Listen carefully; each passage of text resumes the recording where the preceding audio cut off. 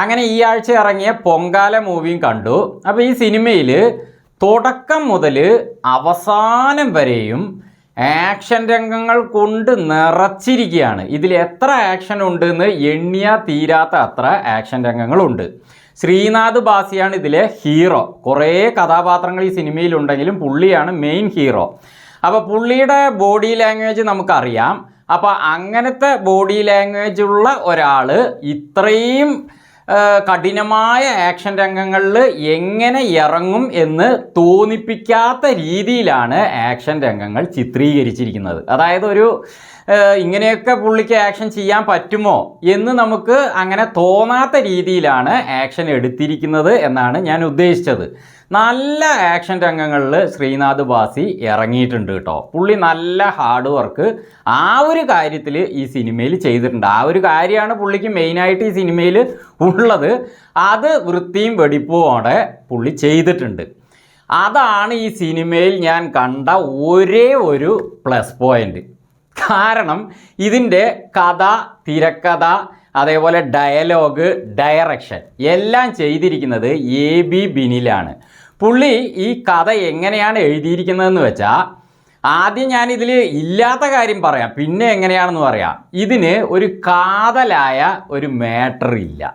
അതാണ് ഈ സിനിമയിലെ ഒരു പ്രധാനപ്പെട്ട ഒരു കുറവ്. കാരണം എന്തെങ്കിലും ഒരു കാര്യം അതിൽ തുടങ്ങിയിട്ട് അതിലൊരു വിജയം ഉണ്ടാവുക എന്നുള്ളതാണ് നമ്മൾ പ്രതീക്ഷിക്കുന്നത്. അപ്പോൾ ഇതിൽ കുറേ ഫ്രണ്ട്ഷിപ്പ് കാണിക്കുന്നുണ്ട്, അതേപോലെ പ്രണയമുണ്ട്, അതേപോലെ ഒരു കുടുംബത്തിൻ്റെ ഒരു ദുരവസ്ഥ കാണിച്ചിട്ട് അതിലൊരു വിജയം ഉണ്ടാകണം എന്നൊരു പ്രതീക്ഷ പ്രേക്ഷകന് സിനിമയുടെ തുടക്കം മുതലേ നൽകുന്നുണ്ട്. പക്ഷേ സിനിമ എവിടെയും തന്നെ വിജയിക്കുന്നില്ല. സിനിമയുടെ കഥ എന്തെങ്കിലും ഒരു മാറ്ററിൽ ഒരു വിജയം കാണണമല്ലോ, അങ്ങനെ ഒരു കാര്യം ഉണ്ടാവുന്നില്ല. പിന്നെ ഇത് എങ്ങനെയാണ് ഈ കഥ എഴുതിയിരിക്കുന്നതെന്ന് വെച്ചാൽ, പക, പ്രതികാരം, വിശ്വാസ വഞ്ചന, അതാണ് പൊങ്കാല എന്ന ഈ സിനിമ. ഇതിലെ മിക്ക കഥാപാത്രങ്ങളും തന്നെ വിശ്വാസ വഞ്ചകരാണ്. അതേപോലെ സിനിമയ്ക്ക് മെയിനായിട്ട് നടക്കുന്ന കാര്യം പ്രതികാരമാണ്. തുടക്കം മുതൽ അവസാനം വരെയും പ്രതികാരം തന്നെ. അതേപോലെ നായകൻ ശ്രീനാഥ് ബാസിയുടെ അബി കഥാപാത്രം, അത് എന്താകുന്നു എന്ന ഒരു പിടുത്തം തന്നെ ഇല്ലാതെയാണ് സിനിമ പോയിട്ട് നിൽക്കുന്നത്. ഒരു പിടുത്തവും ഇല്ല. അങ്ങനെയാണ് കഥ എഴുതി വച്ചിരിക്കുന്നത്. അതുകൊണ്ട് തന്നെ സിനിമയിൽ നമുക്ക് ആക്ഷനാണ് പ്രതീക്ഷിക്കുന്നതെങ്കിൽ, ആക്ഷൻ മാത്രമാണ് പ്രതീക്ഷിക്കുന്നതെങ്കിൽ എന്തായാലും ഈ സിനിമയ്ക്ക് ടിക്കറ്റ് എടുക്കാം. കാരണം എന്താണെന്ന് വെച്ചാൽ നല്ല ആക്ഷൻ രംഗങ്ങളുണ്ട്, അത്ര തന്നെ. പക്ഷേ ഒരു നല്ല കഥ, ഒരു നല്ല വിജയം, അതൊക്കെ ആ കഥയിൽ വേണം എന്ന് പ്രതീക്ഷിച്ചാൽ എൻ്റെ അഭിപ്രായത്തിൽ അങ്ങനെ ഒരു സംഭവം ഇതിലില്ല.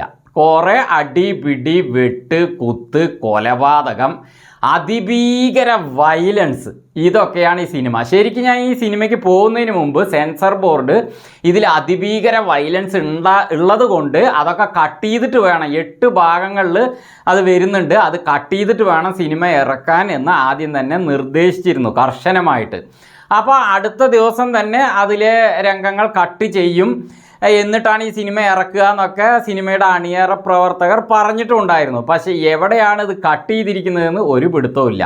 ഈ സിനിമ 2 മണിക്കൂർ കഴിഞ്ഞിട്ടും വയലൻസ് ഒന്നും ഞാൻ അങ്ങനെ കണ്ടില്ല. അപ്പം ഞാൻ വിചാരിച്ചു എല്ലാം കട്ട് ചെയ്തിട്ടുണ്ടെന്ന്. പക്ഷേ 2 മണിക്കൂർ കഴിഞ്ഞിട്ട് കാണിക്കുന്ന വയലൻസ് വല്ലാത്ത വയലൻസ് തന്നെയാണ് കാണിക്കുന്നത്.